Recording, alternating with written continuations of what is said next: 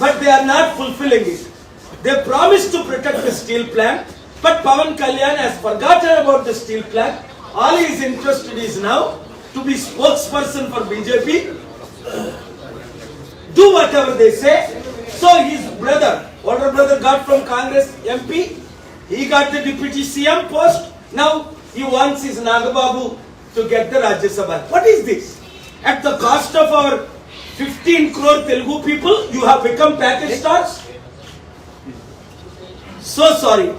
చూడండి ఎంత అవినీతి. మన తెలుగు రాష్ట్రాల్లో ఐక్యమత్యము లేనందుకే ఇవన్నీ జరుగుతున్నాయి. ఈ రోజు చంద్రబాబు నాయుడు పవన్ కళ్యాణ్ కలుసుకొని ఏం మాట్లాడుతున్నారు? ఎందుకు స్టీల్ ప్లాంట్ అమ్మకాన్ని పెడితే ఆపొద్దు, అమ్మొద్దు అని ఎందుకు కౌంటర్ వేయట్లేదు? ఇప్పటికి 3 సార్లు ఆర్డర్ తీసుకొచ్చేనే. ప్రత్యేక హోదా ఇస్తామని మోదీ గవర్నమెంట్ ఒప్పుకున్న తర్వాత పవన్ కళ్యాణ్ చంద్రబాబు నాయుడు ప్రత్యేక హోదా మాకు వద్దని ఎందుకు కోర్టులో కౌంటర్ ఫైల్ చేయట్లేదు?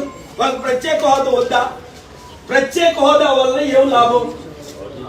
100,000 కంపెనీలు వస్తాయి, లక్షల ఉద్యోగాలు క్రియేట్ అవుతాయి, వెల్త్ విల్ ఇంక్రీజ్ బై 50%, అప్పులు తీరుతాయి, రైతుల సమస్యలు పోతాయి, ఉద్యోగులకు జీతం.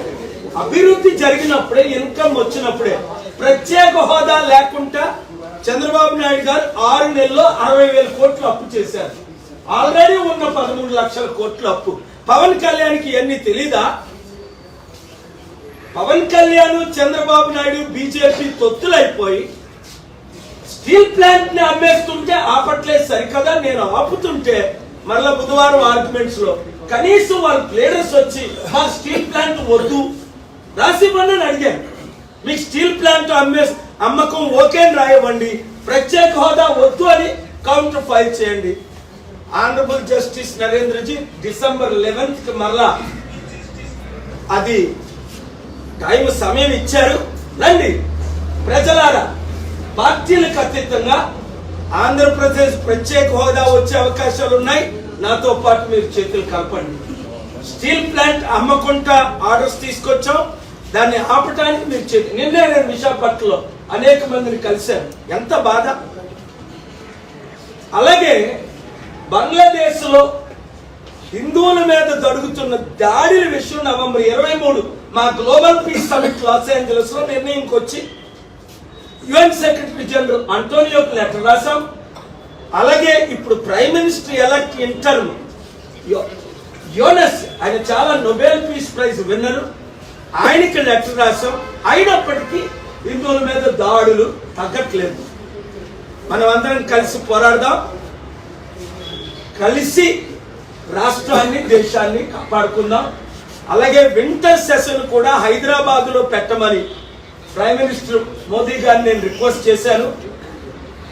అసలు వాడు మన సౌత్ ఇండియాను పట్టించుకోపోయినందువల్ల సౌత్ ఇండియన్ లీడర్స్ అందరూ మరలా రివైవ్ అయ్యి మాకు ప్రత్యేక దేశం కావాలనే ఫైట్ చేసే అవకాశాలు చాలా ఉన్నాయి. కనుక సౌత్ అని నార్త్ అని కాకుండా, ఈస్ట్ అని వెస్ట్ అని కాకుండా, అవసరమైతే పార్లమెంట్ నే పెర్మనెంట్ గా కొత్త పార్లమెంట్ 1000 కోట్లతో కట్టడం జరుగుతుంది. లక్షల కోట్లు వృధా జరుగుతుంది. హైదరాబాద్ అయితే 15 నిమిషాలు 20 నిమిషాలు అనేక సిట్టింగ్, 40 నిమిషాలు ఒడిశా నుంచి, 40 నిమిషాలు ముంబై నుంచి, 40 నిమిషాలు చెన్నై నుంచి, 1 అవర్ కేరళ నుంచి, నార్త్ సౌత్ ఈస్ట్ వెస్ట్ అందరూ మంచి వెదర్ అయిన హైదరాబాద్ కి పార్లమెంట్ మూవ్ చేస్తే అప్పుడు ఈక్వాలిటీ ఉంటుంది. ఆర్టికల్ 14 లో అందరూ నార్త్ ఇండియన్స్ ఎంజాయ్ చేద్దామంటే సౌత్ ఇండియన్స్ ఊరుకునేది లేదు, యుద్ధం చేస్తారు. ఎందుకంటే తెలంగాణ మిత్రులు, నా మిత్రులు పోరాడి 60 సంవత్సరాలుగా ప్రత్యేక రాష్ట్రాన్ని తీసుకొచ్చారు. ఇప్పుడు ప్రత్యేక దేశం కోరుకునే పరిస్థితి కేరళలో, తమిళనాడులో, కర్ణాటకలో, ఆంధ్రాలో, తెలంగాణలో, ఈవెన్ ఒడిశా కూడా ఫైట్ చేయడానికి సిద్ధం ఉన్నారు. ఎందుకంటే సౌత్ ఇండియన్స్ కి న్యాయం జరగట్లేదు ఏ విషయంలో కూడా. రాజకీయాలు వీలే, అభివృద్ధి వీలే, కంపెనీలకి గుజరాత్ కే, మాకేం మిగిలింది? మా ద్వారా లక్షల కోట్లున్న ట్యాక్స్ కూడా గుజరాత్ కు మూవ్ అయిపోతుంది. అన్యాయం జరిగితే సహించేది లేదని రిక్వెస్ట్ చేస్తున్నాం. న్యాయం చేయండి. దేవుడు రాష్ట్రాన్ని దేశాన్ని దీవించాలి. Thank you very much. Kakinada port వేదికగా వేల కోట్ల రూపాయల బియ్యం అనేది పేదలకు అందాల్సిన బియ్యం అనేది విదేశాలకు అక్రమంగా దీనిపైన మీరు ఎందుకు మాట్లాడారు? ఆ విషయం నాకు నిన్నే నోటీస్కి వచ్చిందని నేను యుఎస్ సమిట్లు పెట్టుకొని కోర్టు కేసుల్లో తిరుగుతున్నాను, మీకు తెలుసు. అది చాలా అవినీతి. నేను మాట్లాడడం అనే కాదండి, ఇక్కడ ముఖ్యం ఏంటంటే అవినీతి ఎక్కడ జరిగినా కుమ్మక్క అయిపోయారు. మీరు దీనికి ఎగ్జాంపుల్ తీసుకోండి. జగన్మోహన్ రెడ్డి గారు నేను గవర్నమెంట్ లోకి వస్తే మోదీ మెడలు ఉంచుతానన్నాడు, మోదీ పాదాలు పట్టుకున్నట్టు 5 సంవత్సరాలు ఆంధ్ర రాష్ట్రాన్ని సర్వనాశనం చేసేశారు. అలాగే చంద్రబాబు నాయుడు గారు ఏమన్నారు, నాకున్న అనుభవం మోదీకి లేదు, నేను మళ్ళా సీఎం అయితే దేశాన్నే పాలిస్తాను అన్నారు. సెంట్రలే మంది అన్నారు. ఇప్పుడు సీఎం అయ్యి 6 నెలలు అయింది. ఆయన కూడా ఏం చేస్తున్నారు, మోదీ కాలు పట్టుకుంటున్నారు. పోరాడే నాయకులు అక్కడ రేవంత్ రెడ్డి లేడు, అక్కడ కేసీఆర్ లేడు. నేను అన్నది ఈ బియ్యంది సిబిఐ ఎంక్వైరీ జరిగితేనే క్లారిటీ వస్తుందని.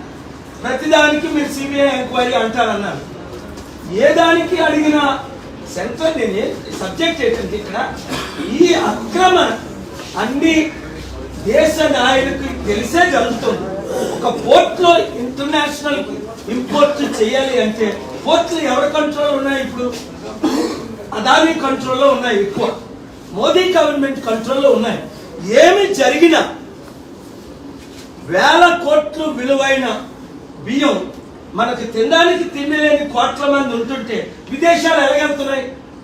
మోదీ గవర్నమెంట్ తెలియకుండా వెళ్తున్నాయా? మోదీ గవర్నమెంట్ కి తెలుసని చంద్రబాబు నాయుడు కానీ పవన్ కళ్యాణ్ కానీ నోరిప్పి మాట్లాడుతున్నారా? జగన్మోహన్ రెడ్డినా?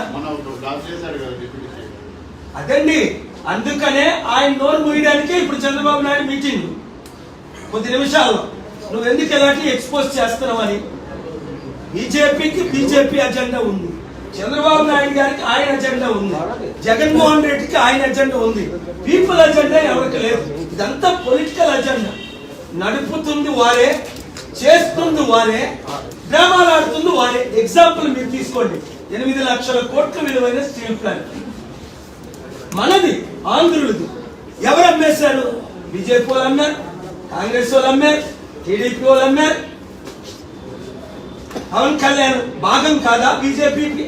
మరి ఎందుకు పవన్ కళ్యాణ్ నోరిప్పట్లేదు స్టీల్ ప్లాంట్ అమ్మద్దని? ఎందుకు పోరాడట్లేదు? నేను ఒక్కనే ఎందుకు పోరాడుతున్నాను? పోనీ కనీసం మీరు పోరాడుతున్నారు కదా అని వాళ్ళు కోర్టుకైనా కౌంటర్ ఫైల్ చేయమంటే ఎందుకు చేయట్లేదు? అదే రెండో ఎగ్జాంపుల్, ప్రత్యేక హోదా. అందరూ ఇస్తామన్నారు, కాంగ్రెస్ వాళ్ళు అన్నారు, బీజేపీ వాళ్ళు అన్నారు, అందరూ తెస్తామన్నారు. చంద్రబాబు నాయుడు అన్నారు, పవన్ కళ్యాణ్ అన్నారు, జగన్మోహన్ రెడ్డి అన్నారు. ఇప్పుడు కనీసం మాకు ప్రత్యేక హోదా కొరకు కోర్టు ఆదేశాలు ఇచ్చింది. ఏమైనా ఆదేశాలు ఇచ్చింది? మీరు ఎందుకు ప్రత్యేక హోదా ఇవ్వలేదు? కౌంటర్ ఫైల్ చేయండి అని చంద్రబాబు నాయుడు గారికి కౌంటర్ ఫైల్ చేయమని ఇచ్చారు, మోదీ గవర్నమెంట్ కి ఇచ్చారు. పవన్ కళ్యాణ్ నేను పార్టీ పెట్టుకుంటే, ఎందుకంటే పవన్ కళ్యాణ్ చంద్రబాబు ఒకే పార్టీ కనుక, ఒకే గవర్నమెంట్ ఫార్మేషన్. ఎందుకు ప్రత్యేక హోదా కావాలని అఫీషియల్ గా వారు ఇవ్వట్లేదని బుధవారం 28వ తారీఖుని ఆంధ్రప్రదేశ్ హైకోర్టులో 45 నిమిషాలు ఆనరబుల్ జస్టిస్ నరేంద్ర గారు బెంచ్ ముందు మాట్లాడారు. వారు కూడా ఆశ్చర్యపోతున్నారు, ఎందుకు మీకు ప్రత్యేక హోదా కావాలా వద్దా? చంద్రబాబు నాయుడు ఒక లెటర్ రాయండి, మాకు వద్దు అనండి, మేము ఇంకో ప్లాన్ బీకి వెళ్తాం. పవన్ కళ్యాణ్ మాకు ప్రత్యేక హోదా వద్దు అని చెప్పండి. మోదీ గవర్నమెంట్ మేము ఇవ్వము అని చెప్పండి. అట్లట్లేదే. మెయిన్ అంశాలు ఏంటి అంటే ఆంధ్రప్రదేశ్కి 2 రాష్ట్రం బాగుపడాలంటే ప్రత్యేక హోదా రావాలి, లక్షల కోట్లు ఇన్వెస్ట్మెంట్ రావాలి, అప్పులు తీరాలి, కంపెనీలు రావాలి, నిరుద్యోగులకు ఉద్యోగాలు రావాలి. ఇప్పుడు ఇచ్చిన 6 వాగ్దానాలు ఒకటి కూడా నెరవేర్చలేని పరిస్థితి. ప్రత్యేక హోదా వస్తే 6 నెలల్లో మొత్తం సిచ్యువేషన్ మారిపోద్ది ఆంధ్రప్రదేశ్. తద్వారా లక్షల కోట్లు ఇన్కమ్. ఎందుకు చంద్రబాబు నాయుడు గారికి పవన్ కళ్యాణ్కి ప్రత్యేక హోదా వద్దు? ఎందుకు ఇప్పుడు జగన్మోహన్ రెడ్డి గారు నోరిప్పి మాట్లాడట్లేదు ప్రత్యేక హోదా కావాలని? ఎందుకు జగన్మోహన్ రెడ్డి గారు మాకు ప్రత్యేక హోదా కావాలని కోర్టుకి కౌంటర్ వేయట్లేదు? పోరాడితేనే కదా వచ్చింది. 1500 మంది బలిదానం అయితేనే కదా తెలంగాణ మనం తెచ్చుకున్నది. మరి ఈ రోజు రాజకీయ నాయకులు ఈ గవర్నమెంట్ కి ఎందుకు అమ్ముడుపోయారు? This is my question. Rajya Sabha స్థానాల గురించి కూడా చర్చిస్తారు చంద్రబాబు పవన్ కళ్యాణ్. అదేనండి, పవన్ కళ్యాణ్ అన్నయ్య చిరంజీవికి కాంగ్రెస్ వాళ్ళు ఎంపీ రాజ్యసభ ఇచ్చి ఆయన్ని పార్టీ విలీనం చేసుకున్నారు 2011లో. ఇప్పుడు నాగబాబుకి ప్రత్యేకంగా రాజ్యసభ ఇచ్చి పవన్ కళ్యాణ్ పార్టీని బీజేపీలో విలీనం చేసుకోవడానికి ప్లాన్స్ ఉన్నాయి ఆంధ్రప్రదేశ్లో. అందుకే పవన్ కళ్యాణ్ ఎప్పుడు నోరిప్పినా సనాతన ధర్మం అంటున్నాడు, లడ్డూలు అంటున్నాడు. ఆంధ్రప్రదేశ్ ప్రజల ప్రత్యేక హోదా గురించి మాట్లాడట్లేదు, స్టీల్ ప్లాంట్ అమ్మడం ఆపండి అని మాట్లాడట్లేదు. ఆయన మోదీ గారిని, అమిత్ షా గారిని, నడ్డా గారిని కోరింది మా రాజుబాబుకి రాజ్యసభ ఇవ్వండి. ఇదేనా?